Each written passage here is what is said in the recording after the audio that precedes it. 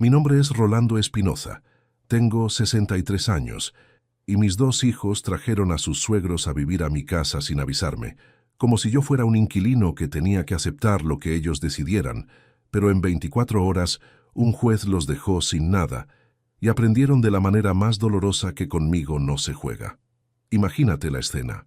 Llego del supermercado un sábado por la tarde y me encuentro con que hay un camión de mudanza en la puerta de mi casa y 4 personas desconocidas acomodando muebles en mi living como si fueran los nuevos dueños. «Papá», me dice mi hijo mayor Ricardo, con una sonrisa nerviosa, «te presentamos a los padres de Mónica.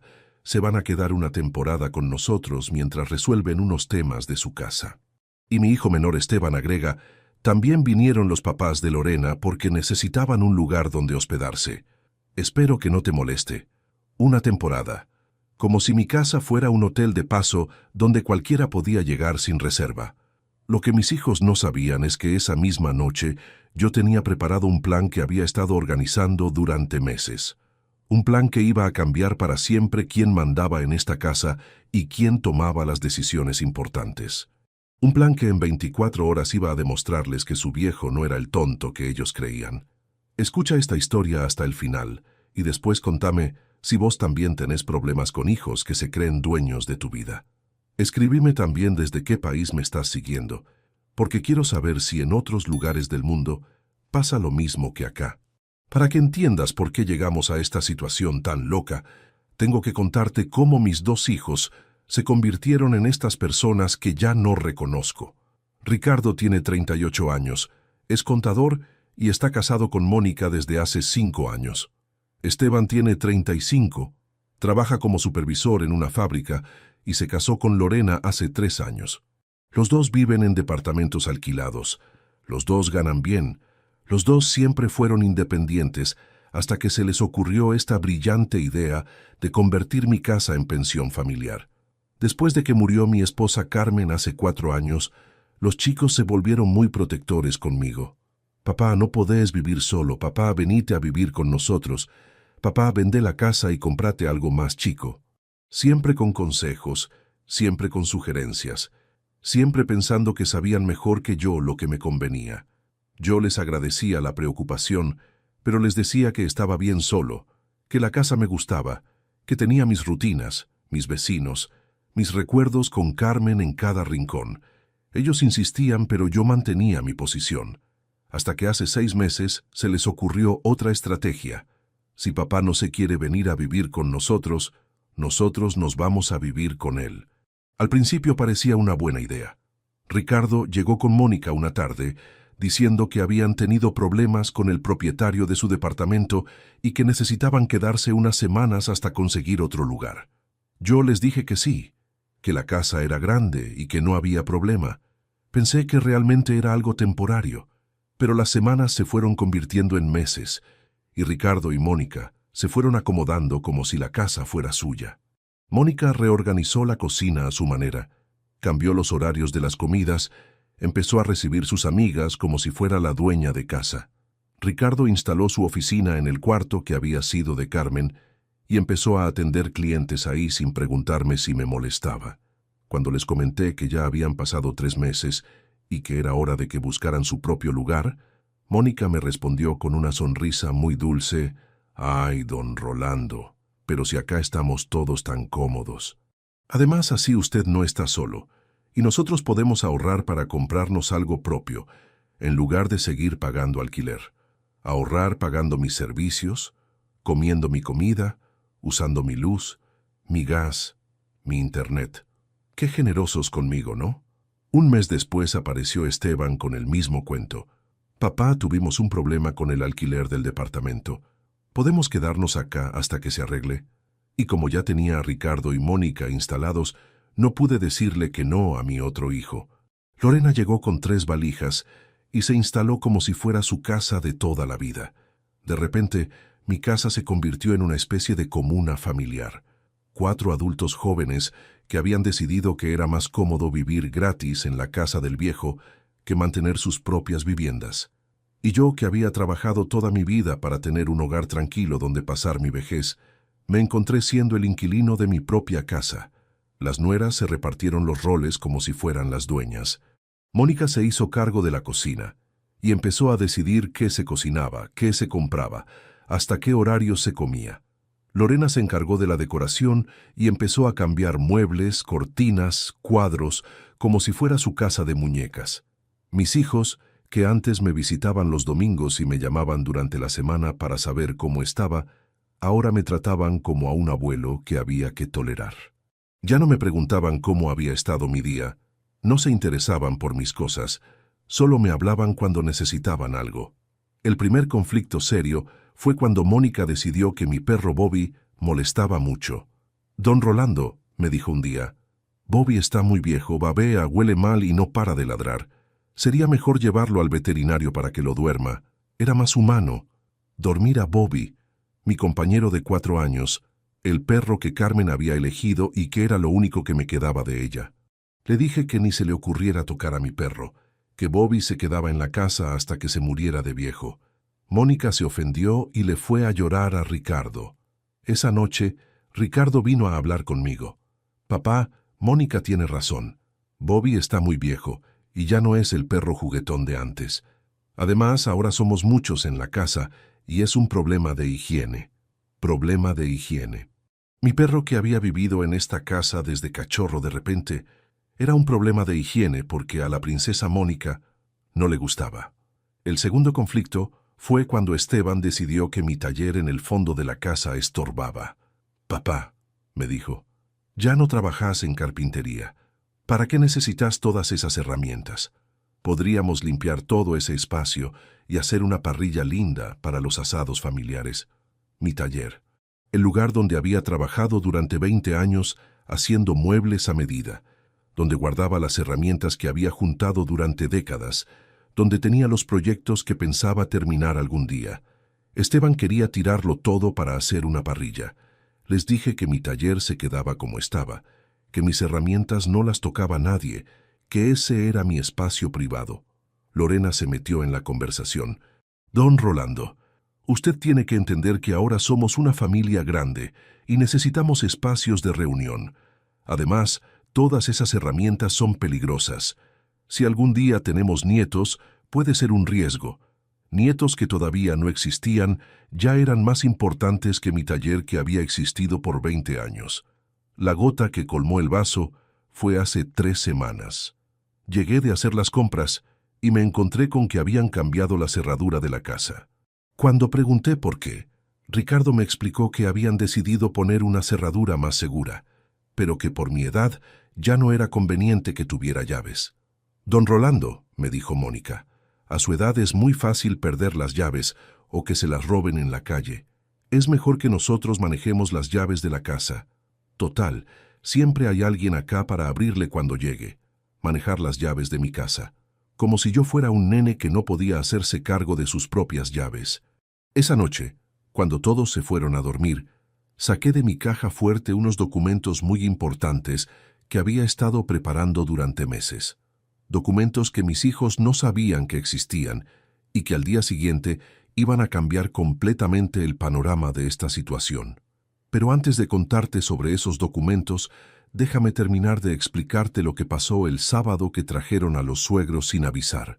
Cuando llegué del supermercado y vi el camión de mudanza, pensé que había algún error, que el camión estaba en la dirección equivocada, que los muebles eran para otro lado, pero cuando vi a mis hijos dirigiendo la descarga como si fueran los dueños de casa, entendí que no era un error. Los padres de Mónica son Jorge y Estela Riquelme, 2 personas de 65 años, que acababan de vender su casa y estaban esperando que terminaran la construcción de su departamento nuevo. Necesitaban un lugar donde quedarse por 2 meses, me explicó Mónica. Y qué mejor que en familia. Los padres de Lorena son Néstor y Graciela Fuentes, jubilados que habían tenido problemas con una inversión y necesitaban reducir gastos. También necesitaban quedarse unos meses hasta ordenar su situación económica, me dijo Lorena. Unos meses. Todos necesitaban quedarse unos meses, como si mi casa fuera un albergue de caridad donde cualquiera podía llegar a resolver sus problemas habitacionales. Cuando les pregunté por qué no me habían consultado antes de tomar esta decisión, Ricardo me respondió con una tranquilidad que me indignó. Papá, sabíamos que ibas a decir que sí porque sos una buena persona. Además, la casa es grande y hay lugar para todos. Va a ser lindo tener la familia completa reunida. La familia completa. 6 adultos que habían decidido por mí que mi casa era su casa. Sin preguntarme, sin consultarme, sin importarles lo que yo pensara sobre el tema. Jorge Riquelme se presentó como si fuera mi nuevo compañero de cuarto. Don Rolando, me dijo, qué bueno que podamos compartir esta casa tan linda. Mónica nos contó que usted es muy tranquilo, así que seguro nos vamos a llevar muy bien. Estela agregó, ay, don Rolando, disculpe la invasión, pero vamos a tratar de molestar lo menos posible. Molestar lo menos posible. Como si el problema fuera molestar, y no el hecho de que habían invadido mi casa sin permiso. Néstor Fuentes fue más directo. Don Rolando, me dijo, nosotros estamos muy agradecidos por la hospitalidad. Vamos a colaborar con todos los gastos, por supuesto. Graciela asintió. Claro que sí, no somos aprovechadores. Vamos a pagar nuestra parte de todo, su parte de todo. Como si yo hubiera puesto un cartel en la puerta ofreciendo habitaciones en alquiler. Esa tarde se organizaron como si fueran los nuevos inquilinos. Los Riquelme se instalaron en el cuarto de huéspedes. Los Fuentes armaron una cama en lo que había sido mi oficina. Mónica y Lorena les explicaron las reglas de la casa, los horarios de comida, dónde estaba cada cosa. Las reglas de mi casa explicadas por mis nueras, como si ellas fueran las administradoras y yo fuera el empleado. A la hora de la cena tuvimos la primera reunión familiar completa. 8 personas sentadas en mi mesa de comedor, planificando cómo iba a ser la convivencia. Ricardo tomó la palabra como si fuera el jefe de familia. Bueno, ahora que somos muchos tenemos que organizarnos bien. Propongo que hagamos un cronograma de uso del baño, de la cocina, de la televisión, cronograma de uso de mi propio baño, mi propia cocina, mi propia televisión. Esteban siguió con las sugerencias. También podríamos hacer una caja común para los gastos. Cada pareja aporta según sus posibilidades y de ahí se pagan las cuentas, la comida, todo. Mónica aplaudió la idea, me parece perfecto. Así todo es más justo y organizado. Más justo. Como si hasta ese momento yo hubiera estado siendo injusto, pagando solo todos los gastos de una casa que era mía.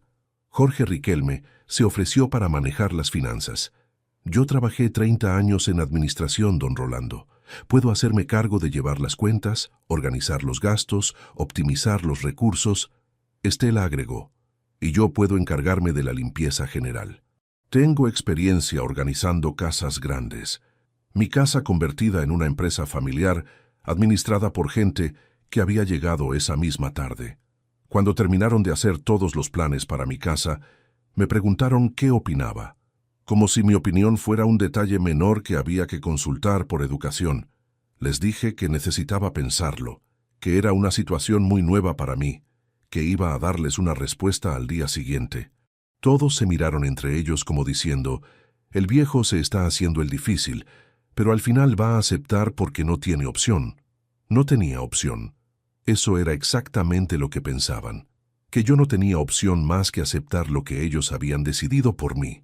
Esa noche, mientras 8 personas hacían ruido en mi casa, mientras escuchaba conversaciones en todos los rincones, mientras Bobby se escondía debajo de mi cama porque había demasiada gente extraña, saqué los documentos de la caja fuerte y los revisé por última vez. Eran documentos que había estado preparando con mi abogado, el doctor Villarreal, durante los últimos 3 meses. Documentos que habían nacido de una sospecha que tenía sobre las verdaderas intenciones de mis hijos. Una sospecha que después de esa tarde se había convertido en certeza absoluta. El doctor Villarreal me había advertido que era una medida drástica, que podía tener consecuencias irreversibles en mi relación con mis hijos. Pero después de lo que había pasado ese sábado, después de ver cómo habían tomado control total de mi casa sin consultarme, sabía que era la única manera de recuperar el respeto que me debían. Los documentos establecían la creación de un fideicomiso irrevocable con todos mis bienes. La casa, los ahorros, las inversiones, todo pasaba a ser administrado por una entidad financiera independiente. Yo conservaba el derecho de vivir en la casa hasta mi muerte, pero ya no era el propietario legal. Y lo más importante, mis hijos quedaban automáticamente excluidos de cualquier herencia. En lugar de dejarles mis bienes a Ricardo y Esteban, todo iba a ser donado a organizaciones de caridad que ayudan a adultos mayores víctimas de abuso familiar. Porque eso era exactamente lo que me estaba pasando a mí, abuso familiar disfrazado de preocupación filial. El doctor Villarreal había incluido una cláusula muy especial en los documentos.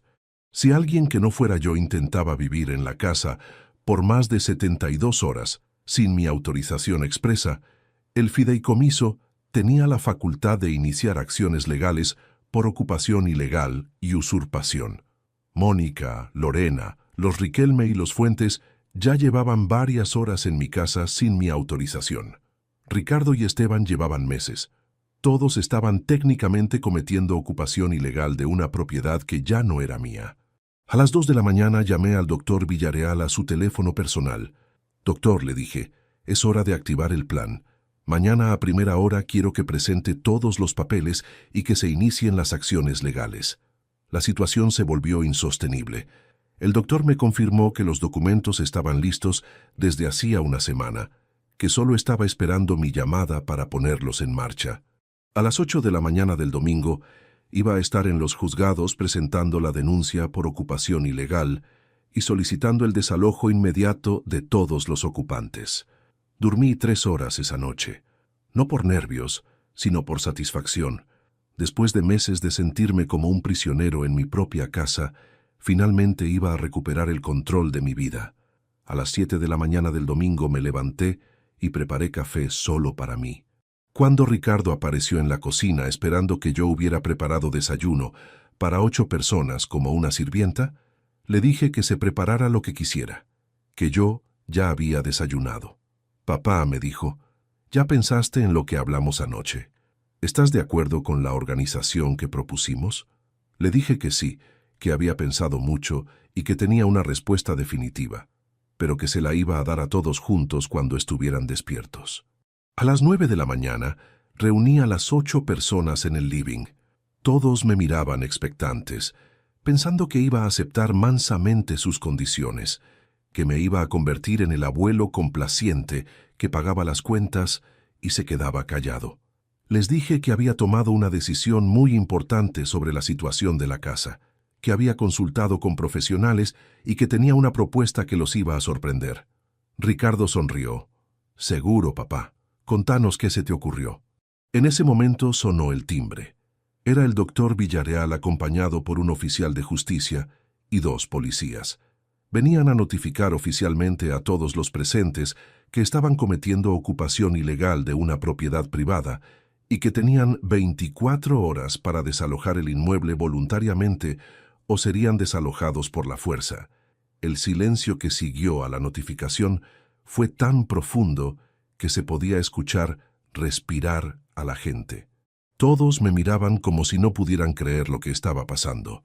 El oficial de justicia leyó la orden judicial que establecía que la propiedad pertenecía a un fideicomiso del cual yo era el único beneficiario autorizado a habitarla, que todas las demás personas presentes en el inmueble se encontraban en situación irregular y debían retirarse inmediatamente. Ricardo fue el primero en reaccionar. «Papá, ¿qué es esto? ¿Qué hiciste?» Le expliqué que había donado todos mis bienes a un fideicomiso para protegerme del abuso familiar, que ya no era el dueño de la casa, pero que era el único autorizado a vivir en ella hasta mi muerte. Esteban se puso pálido. «¿Abuso familiar? Papá, nosotros nunca te maltratamos, solo queríamos ayudarte, que no estuvieras solo. Les dije que tomar control de mi casa sin consultarme, cambiar las cerraduras, decidir quién vivía conmigo y quién no, eso era abuso. Abuso disfrazado de ayuda». Mónica empezó a llorar. «Don Rolando, usted no puede hacer esto. Nosotros invertimos tiempo y dinero organizando la casa, compramos cosas, hicimos planes. Le dije que nadie les había pedido que invirtieran nada, que todo lo que habían hecho había sido sin mi consentimiento». Los Riquelme y los Fuentes no entendían nada. Jorge me preguntó si esto era una broma, si era una manera de hacerles entender que no eran bienvenidos. Le dije que no era una broma, que era la consecuencia de haber invadido mi casa sin permiso. El doctor Villarreal explicó los términos legales de la situación. La orden de desalojo era inmediata y no admitía apelaciones. Cualquier persona que permaneciera en la propiedad después de las 24 horas sería arrestada por desobediencia a la autoridad judicial. Lorena le gritó a Esteban que hiciera algo, que no podía permitir que su suegro los echara de esa manera. Esteban me suplicó que reconsiderara la decisión, que podíamos encontrar otra solución, que no era necesario llegar a extremos legales. Les dije que habían tenido meses para encontrar otra solución cuando les pedí que buscaran sus propias casas, que yo había sido paciente y comprensivo, pero que ellos habían interpretado mi paciencia como debilidad, que habían confundido mi amor de padre con estupidez de viejo. Estela Riquelme me preguntó dónde se suponía que iban a ir en 24 horas. Le dije que ese era un problema que tendrían que resolver entre ellos, igual que habían resuelto venir a mi casa sin consultarme, que yo no era responsable de solucionar problemas que no había creado. El oficial de justicia les entregó copias de la orden a cada uno y les explicó que tenían derecho a consultar con abogados, pero que la orden era definitiva y debía cumplirse en el plazo establecido. Cuando se fueron las autoridades, se armó el caos más grande que había visto en mi vida. Todos hablaban al mismo tiempo, todos me gritaban, todos me acusaban de ser un viejo cruel y desagradecido. Ricardo me dijo que había destruido a la familia, que nunca me iba a perdonar lo que había hecho. Esteban me gritó que me había vuelto loco, que necesitaba ayuda psiquiátrica. Las nueras lloraban y se abrazaban como si hubieran sufrido una tragedia. Los Riquelme juntaron sus cosas en silencio. Jorge me dijo antes de irse que esperaba que yo estuviera contento con lo que había logrado, que iba a terminar mis días solo como un perro. Estela agregó que nunca había conocido a una persona tan egoísta. Los Fuentes se fueron más rápido todavía. Néstor me gritó que era un viejo amargado que no soportaba ver a su familia feliz. Graciela me dijo que me merecía quedarme solo, que con esa actitud ninguna persona decente me iba a querer cerca. A las 6 de la tarde del domingo, mi casa estaba vacía otra vez. Solo quedaban Bobby y yo, como había sido durante 4 años después de la muerte de Carmen. Pero esta vez era diferente. Esta vez yo había elegido estar solo. No me habían abandonado, ni me había quedado solo por circunstancias ajenas a mi voluntad. Esa noche cené tranquilo por primera vez en meses. No tuve que escuchar conversaciones ajenas. No tuve que compartir el control remoto. No tuve que pedir permiso para usar mi propio baño. Bobby salió de debajo de la cama y se acostó a mis pies como había hecho durante años. Los días siguientes fueron extraños. La casa se sentía muy grande y muy silenciosa después de meses de estar llena de gente. Pero era un silencio elegido, un silencio que me pertenecía. No era la soledad impuesta, era la soledad recuperada. Ricardo me llamó una vez durante esa semana. Me dijo que habían tenido que alquilar un departamento de emergencia entre los 4, que los Riquelme y los Fuentes estaban furiosos, que toda la familia estaba destruida por mi culpa. Le dije que la familia se había destruido cuando ellos decidieron que podían hacer lo que quisieran con mi vida sin consultarme, que la familia se había roto cuando dejaron de verme como a su padre y empezaron a verme como a un recurso que podían explotar. Esteban vino una tarde a buscar unas herramientas que había dejado. No entró a la casa, se quedó en la puerta. Me dijo que Lorena estaba muy enojada, que no entendía cómo yo había podido ser tan cruel con gente que solo quería ayudarme.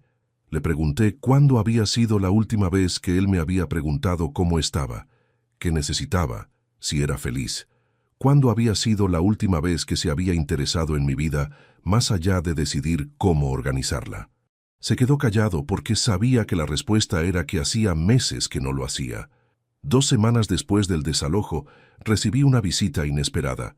Era mi hermana Elena, que vive en otra ciudad y que se había enterado de todo por Ricardo. Vino a preguntarme qué había pasado realmente, porque la versión que le habían contado mis hijos no le cerraba.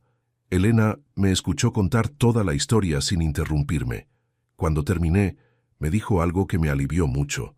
«Rolando», me dijo, «hiciste lo correcto. Yo he visto muchos casos de hijos que se aprovechan de los padres mayores y siempre empieza así, con la excusa de ayudar, de cuidar, de proteger, pero al final terminan controlando toda la vida del padre. Mi hermana se quedó 3 días conmigo. Fue la primera vez en meses que recibí una visita que realmente quería estar en mi casa, que respetaba mis espacios, que me consultaba antes de tomar cualquier decisión. Me di cuenta de la diferencia entre una visita bienvenida y una invasión disfrazada de ayuda. Elena me contó que Ricardo la había llamado para pedirle que me convenciera de revertir el fideicomiso, que le había dicho que yo me había vuelto loco, que estaba tomando decisiones irracionales, que necesitaba ayuda psiquiátrica. Le dije a Elena que si mis hijos querían que yo revirtiera el fideicomiso, tenían que demostrar que habían entendido por qué lo había hecho. Tenían que disculparse no solo conmigo, sino consigo mismos por haber perdido el respeto hacia su padre. Tenían que reconocer que habían estado mal, no solo buscar la manera de volver a beneficiarse de mis bienes. El mes pasado tuve una conversación muy importante con el doctor Villarreal sobre el futuro del fideicomiso. Me explicó que como yo era el beneficiario único, podía hacer modificaciones si quería, pero que cualquier cambio tenía que ser muy bien pensado porque afectaba no solo a mis hijos, sino también a las organizaciones de caridad que iban a recibir los bienes después de mi muerte. Le pregunté si había alguna manera de que mis hijos pudieran recuperar algún derecho sobre la herencia si demostraban un cambio real en su actitud. El doctor me dijo que podía establecer condiciones específicas que ellos tendrían que cumplir durante un período determinado. Decidí darles una última oportunidad, no porque los necesitara, sino porque a pesar de todo siguen siendo mis hijos, y quiero creer que pueden cambiar. Las condiciones son simples.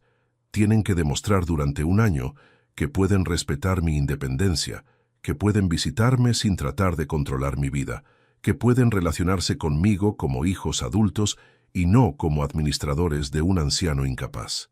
Hace 3 semanas les mandé una carta explicándoles las condiciones. No han respondido todavía. No sé si van a aceptar las condiciones o si van a seguir creyendo que yo tengo la obligación de dejarles una herencia sin importar cómo me traten. Mientras tanto, estoy viviendo la vida más tranquila que he tenido en años. Me levanto cuando quiero, como lo que se me antoja, miro la televisión sin que nadie me cambie el canal. Bobby volvió a ser el perro alegre que era antes de la invasión familiar.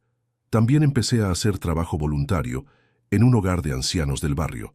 Voy 3 veces por semana a enseñar carpintería a los abuelos que quieren mantenerse activos.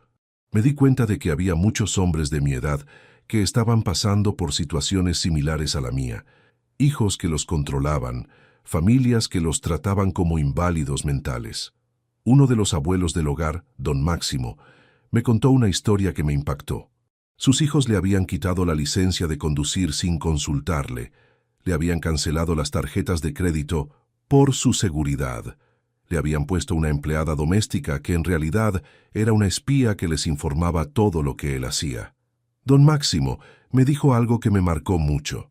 Rolando me dijo, lo peor de hacerse viejo no es perder la salud o la fuerza.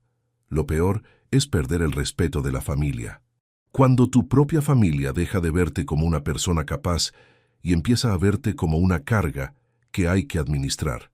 Esas palabras me confirmaron que había tomado la decisión correcta, que era mejor estar solo y respetado que acompañado y controlado, que la familia que no respeta no es familia, es una carga emocional disfrazada de afecto.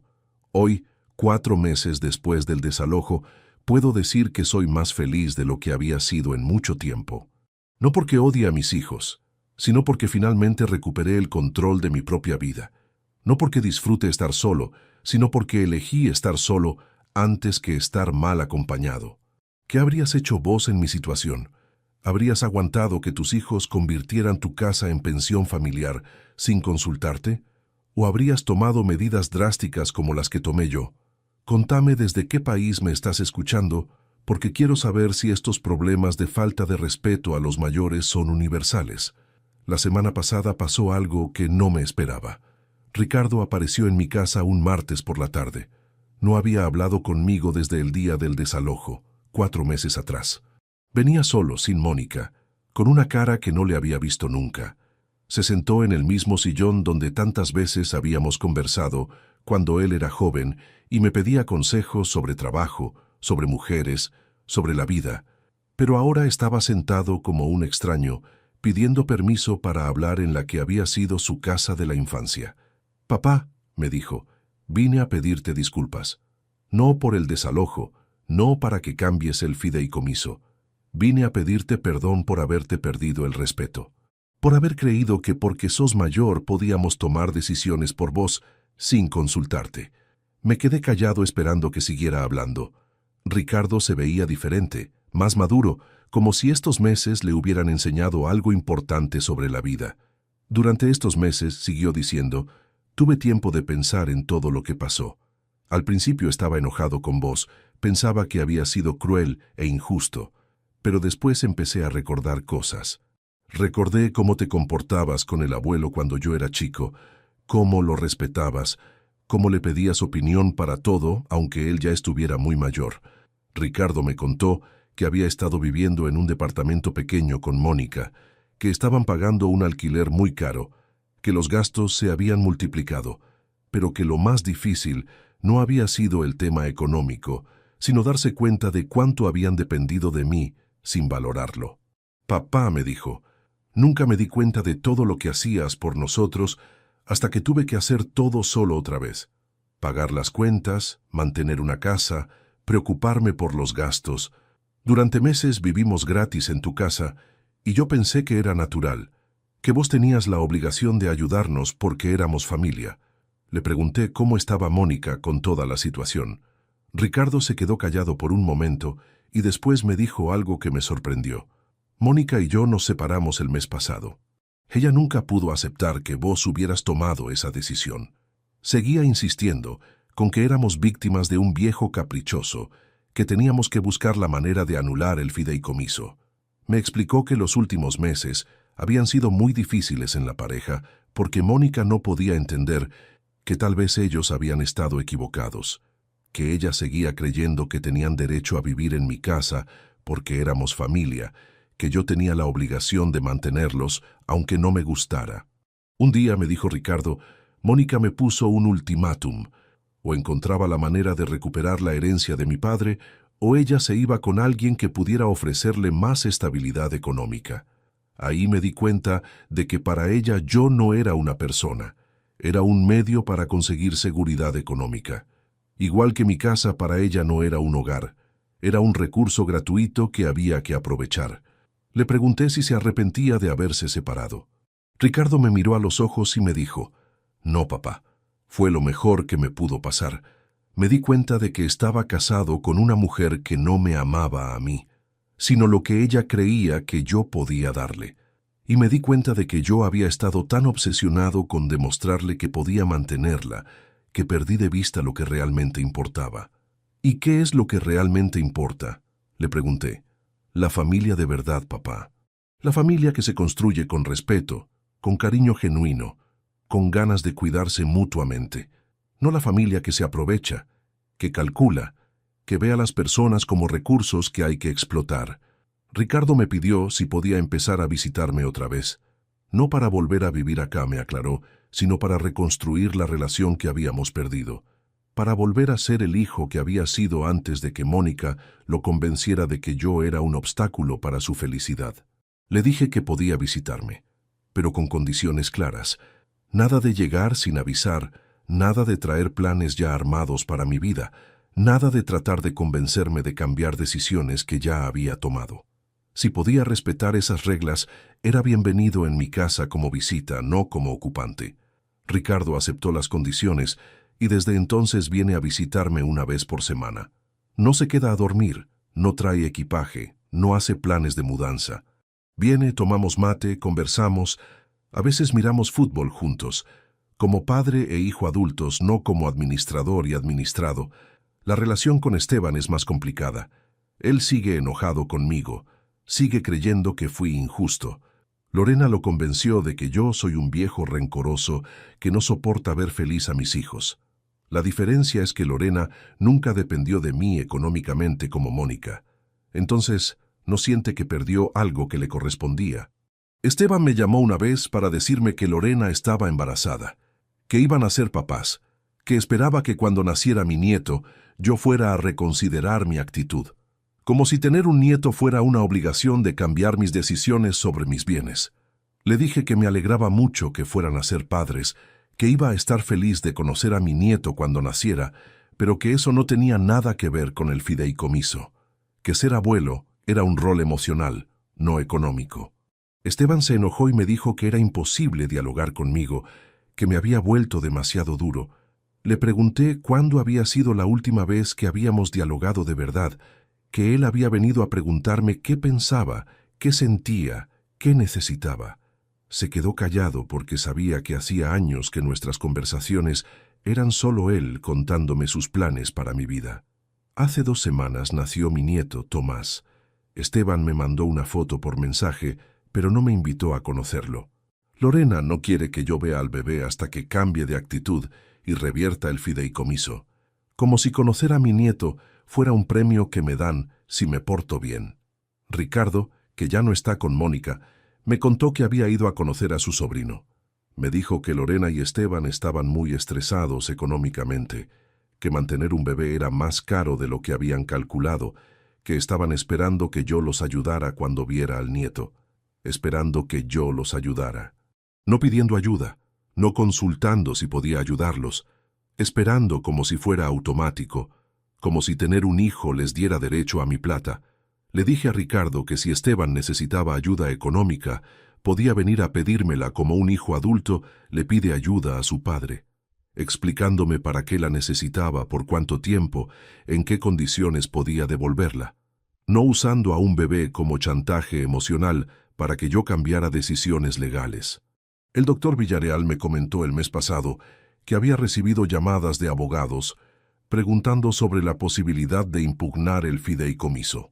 Según me explicó, Mónica había contratado un abogado para ver si podía demostrar que yo no estaba en condiciones mentales de tomar decisiones financieras cuando firmé los documentos. El intento fracasó porque el doctor Villarreal había tomado todas las precauciones legales cuando armamos el fideicomiso. Había certificados médicos que demostraban que yo estaba perfectamente cuerdo. Había testimonios de vecinos y conocidos. Había un registro detallado de todas las conversaciones que habíamos tenido sobre el tema. Mónica no solo perdió plata en abogados, sino que quedó expuesta como lo que realmente era, una mujer que había estado más interesada en mi herencia que en mi hijo. Ricardo me contó que cuando se enteró de que ella había intentado impugnar el fideicomiso a sus espaldas, entendió que había tomado la decisión correcta al separarse. La historia de Mónica me sirvió para confirmar algo que había sospechado desde el principio, que tanto ella como Lorena habían llegado a la familia con intenciones que iban más allá del amor por mis hijos, que habían visto en Ricardo y Esteban no solo maridos, sino acceso a una herencia futura. En el hogar de ancianos donde hago trabajo voluntario, conocí a varios hombres que habían pasado por situaciones similares. Don Fernando me contó que sus hijos se habían casado con mujeres que desde el primer día preguntaban cuándo él se iba a morir para saber cuándo iban a heredar. Don Cristóbal me explicó que su nuera había empezado a tratarlo mal apenas se enteró de que él había donado su casa a una fundación de caridad, que antes del testamento lo trataba como a un rey, y después de enterarse de que no iba a heredar nada, lo trataba como a un estorbo. Estas historias me confirmaron que había tomado las decisiones correctas en el momento correcto, que si hubiera esperado más tiempo, las consecuencias habrían sido peores, que era mejor perder una familia falsa que mantener una familia que solo me quería por mi plata.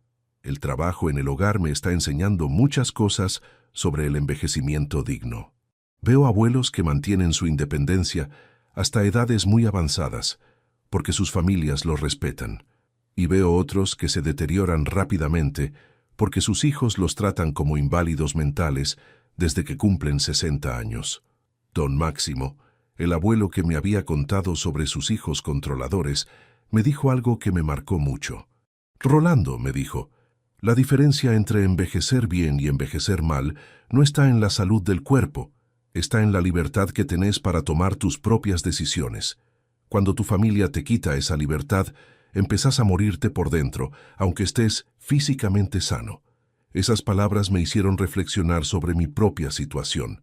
Durante los meses que mis hijos vivieron en mi casa, yo me había empezado a sentir inútil, como si mi opinión no importara, como si mi experiencia de vida no tuviera valor. Me estaba muriendo por dentro, aunque estaba físicamente bien. Después del desalojo, esa sensación desapareció completamente. Volví a sentirme capaz, útil, respetado. No porque tuviera gente que me dijera que era importante, sino porque recuperé el derecho de tomar mis propias decisiones sobre mi vida. Hace una semana tomé otra decisión importante. Decidí escribir una carta para mi nieto Tomás, una carta que él va a poder leer cuando cumpla 18 años. En esa carta le explico por qué su abuelo tomó las decisiones que tomó, por qué donó sus bienes a la caridad, en lugar de dejárselos a la familia. En la carta le cuento la historia completa, desde el día que sus padres se mudaron a mi casa sin permiso, hasta el día que un juez los desalojó por ocupación ilegal. Le explico que no lo hice por maldad, sino para enseñarles una lección sobre el respeto a los mayores. También le explico que si cuando él cumpla 18 años, su papá y su mamá han aprendido la lección, si han demostrado que pueden respetar a las personas mayores, entonces parte del fideicomiso puede ser modificado en su beneficio, pero solo si ellos demuestran que son dignos de recibir algo. La carta está guardada en la caja fuerte junto con instrucciones para el doctor Villarreal. Cuando Tomás cumpla 18, él va a decidir si sus padres merecen recibir algo o si es mejor que todo vaya a la caridad como está planificado ahora. Sé que es una decisión controvertida, pero creo que es justa. Si Esteban y Lorena aprenden a respetar, si entienden que cometieron errores, si demuestran que pueden ser mejores personas, entonces su hijo va a tener la oportunidad de darles una segunda chance. Pero si siguen siendo egoístas y controladores, entonces su hijo va a entender por qué el abuelo tomó estas decisiones. Mientras tanto, sigo viviendo mi vida día a día, disfrutando de la tranquilidad recuperada, del respeto reconquistado, de la libertad que casi pierdo por confundir el amor familiar con la obligación de soportar abuso. Todos los días me levanto agradecido de haber tenido el coraje de tomar las decisiones que tomé. No fue fácil, no fue agradable, pero fue necesario. A veces hacer lo correcto duele, pero es mejor el dolor de hacer lo correcto que el sufrimiento de vivir sin dignidad. Al final de todo, lo único que realmente importa es poder mirarte al espejo y saber que viviste tu vida según tus propios términos, que no dejaste que nadie te faltara el respeto, que defendiste tu derecho a ser tratado como una persona capaz hasta el último día de tu vida. Y yo, a los 63 años, puedo decir con orgullo que conseguí exactamente eso.